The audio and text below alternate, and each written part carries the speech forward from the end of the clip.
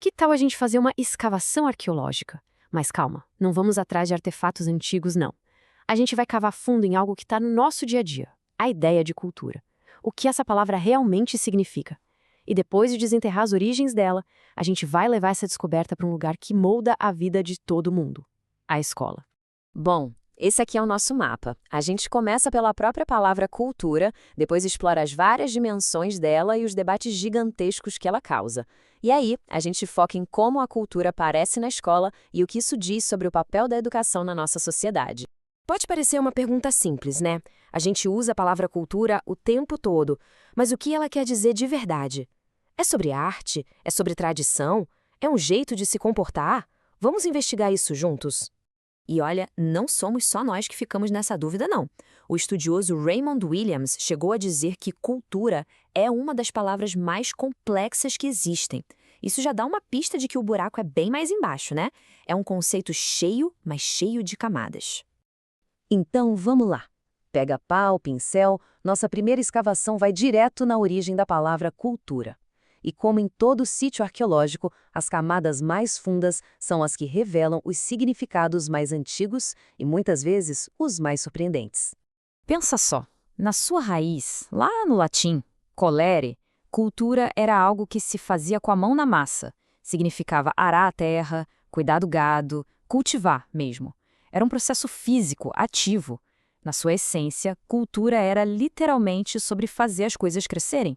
E essa linha do tempo mostra uma jornada fascinante. A gente começa com cultura sendo sobre cuidar da terra. Aí, lá no século XVI, a ideia se expande para o cultivo da mente. No século XVIII, vira um conceito abstrato sobre o desenvolvimento humano e, mais recentemente, passou a significar as artes e nosso jeito de viver. Essa evolução não é só sobre uma palavra. Ela reflete como a nossa sociedade mudou a forma de valorizar o desenvolvimento intelectual e social. Bom, essa história toda deixou a palavra cultura com um monte de camadas de significado, né? Para ajudar a gente a separar essas camadas, vamos voltar para o Raymond Williams. Ele bolou um jeito genial de entender as 3 principais dimensões que a cultura tem hoje. Williams identificou 3 definições principais. Primeiro, a cultura como um ideal. Sabe quando a gente fala que alguém é culto? A gente está falando desse ideal de perfeição humana. Segundo, a cultura como um registro documental. Pense em museus, bibliotecas, música clássica, todo o corpo de trabalhos artísticos e intelectuais. E terceiro, a definição social, cultura como o jeito de viver de um povo, com suas tradições, crenças e costumes. Mas o pulo do gato do Williams é o seguinte: essas 3 coisas não rodam sozinhas. Elas estão totalmente interligadas. O ideal de perfeição influencia a arte que a gente produz, e a arte que a gente produz molda o nosso jeito de viver. Para entender a cultura de verdade, a gente precisa enxergar como essas 3 dimensões conversam o tempo todo. Então, é óbvio que com um conceito tão cheio de significados diferentes, o conflito é inevitável. Essa complexidade toda da cultura alimenta alguns dos debates mais quentes da nossa sociedade. Vamos dar uma olhada em 2 dessas grandes tensões. E a primeira grande briga é essa. Será que a gente deveria buscar uma cultura universal, com valores e conhecimentos que sirvam para toda a humanidade?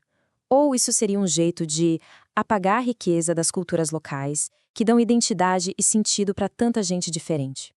É um verdadeiro cabo de guerra entre o universal e o particular.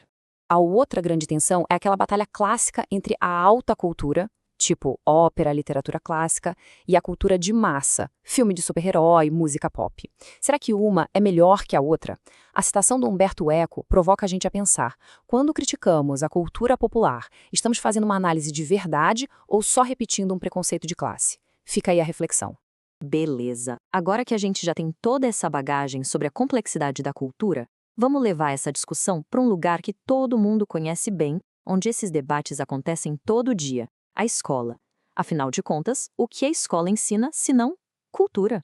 E é importante entender que quando a gente fala de cultura escolar, não é só sobre o que está no livro didático, não. A gente está falando de um ecossistema vivo, criado pela interação diária entre alunos, professores, todo mundo. É a cultura que nasce e respira dentro dos muros da escola. E aqui a gente chega na pergunta de $1 milhão que muda tudo. A escola é só um espelho que reflete a cultura que já domina a sociedade, ou ela é tipo um laboratório que cria uma cultura própria, única? A resposta para essa pergunta define o propósito da educação. Para ajudar a gente a responder essa super pergunta, o estudioso João Barroso oferece 3 lentes diferentes para a gente olhar para a escola e seu papel cultural. Vamos examinar cada uma delas. Vamos analisar essas 3 visões. A funcionalista enxerga a escola como um veículo de transmissão. A função dela é só passar para frente o que a sociedade já aceita. A visão estruturalista foca na escola como uma organização, com suas regras, horários, currículo. Mas a visão interacionista, que talvez seja mais fascinante, vê a escola como um ambiente vivo, um lugar onde conhecimento e significados novos são criados todo dia, na interação entre as pessoas. Só que aí vem uma visão mais crítica para dar uma chacoalhada nisso tudo. Se a escola só transmite a cultura dominante, como lembra essa citação do Strattenberg, ela não é um espaço neutro. Ela acaba, na prática, consagrando quem já chega com vantagem, reforçando as desigualdades que já existem lá fora. No fim das contas, a grande sacada é essa. A escola não é um pote vazio onde a gente joga cultura dentro. Ela é uma encruzilhada cultural. Um lugar onde a cultura da sociedade entra, sim, mas também onde novas culturas são produzidas, negociadas e transformadas a cada aula, a cada conversa no corredor. E isso deixa a gente com uma provocação para levar para a vida. Se a gente parar de ver a sala de aula como só um espaço físico e começar a ver como uma cultura viva, pulsante, como isso muda o que a gente acha que tem que acontecer ali dentro? Pensar nisso pode mudar não só a nossa visão sobre educação, mas também sobre o nosso papel nesse processo todo.